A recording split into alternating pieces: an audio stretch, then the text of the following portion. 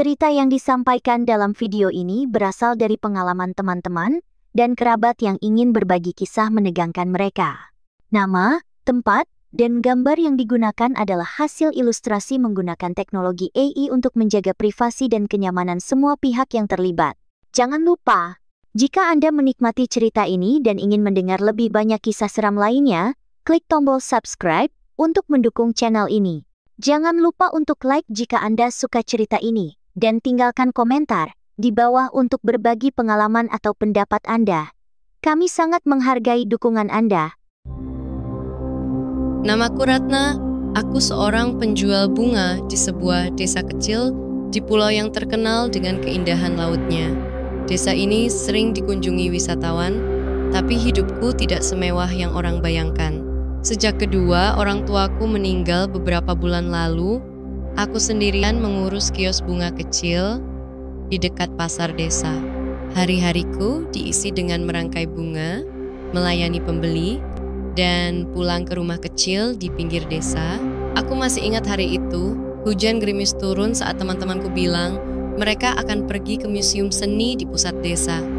Aku menolak ikut karena kios bungaku sedang ramai pembeli. Lagi pula, aku bukan tipe orang yang suka jalan-jalan. Hari itu berlalu seperti biasa sampai malam tiba. Malam itu saat aku sedang merapikan bunga-bunga di kios, seorang pria muncul entah dari mana. Wajahnya tampan, dengan pakaian yang terlihat mahal sesuatu yang jarang kulihat di desa ini. Namanya Pak Dirga. Ia memperkenalkan diri dengan nada sopan, tapi ada sesuatu yang aneh dari caranya berbicara. Suaranya halus, tapi membuatku merasa seperti sedang diawasi. Aku sudah memperhatikanmu, Ratna. Katanya membuatku bingung. Aku ingin menjadikanmu istriku. Aku terpana.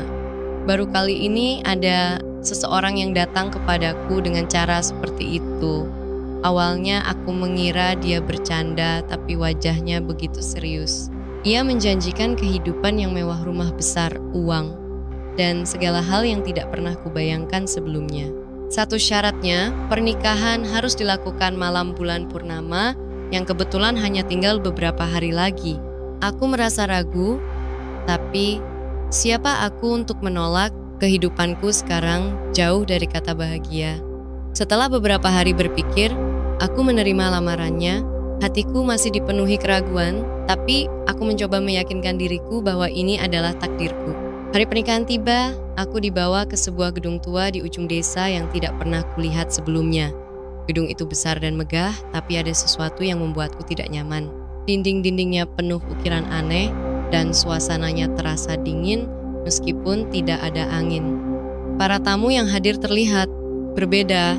Mereka berpakaian serba hitam, wajahnya pucat, dan matanya seperti tidak berkedip. Aku mencoba meyakinkan diriku bahwa ini hanya bagian dari adat atau tradisi yang tidak kukenal. Saat upacara dimulai, aku merasa semakin aneh. Suara-suara yang mereka ucapkan dalam doa terdengar seperti bahasa yang tidak pernah kudengar sebelumnya, namun aku tidak punya keberanian untuk bertanya. Aku hanya diam, berharap semuanya cepat selesai. Setelah acara, kami dibawa ke kamar pengantin yang ada di lantai atas gedung itu. Kamarnya besar, tapi hampir kosong. Hanya ada tempat tidur besar dan sebuah cermin besar di sudut ruangan. Pak Dirga memintaku untuk duduk di tempat tidur sementara dia berdiri di depan cermin. Aku tidak tahu apa yang terjadi selanjutnya, tapi tiba-tiba cermin itu memantulkan sesuatu yang membuatku hampir pingsan. Wajah Pak Dirga berubah. Bukan lagi pria tampan yang kutemui di kios, melainkan sosok menyeramkan dengan mata merah, menyala dan kulit hitam bersisik. Aku menjerit dan mencoba lari, tapi pintu kamar terkunci.